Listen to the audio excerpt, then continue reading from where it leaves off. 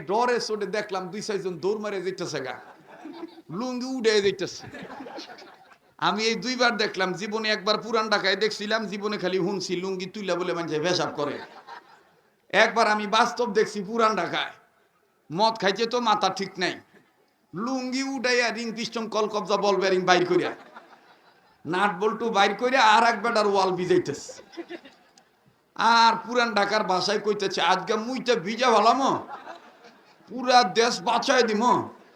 আমি কই হায় হায়, কয় ছটা পেশাব লইছে মাতবরের ঘরের মাতবর, এটা আবার লুঙ্গি উঠে একে পুরা বাসায় দিব, মগার ঘরের মগা। কথা কন ঠিক কিনা?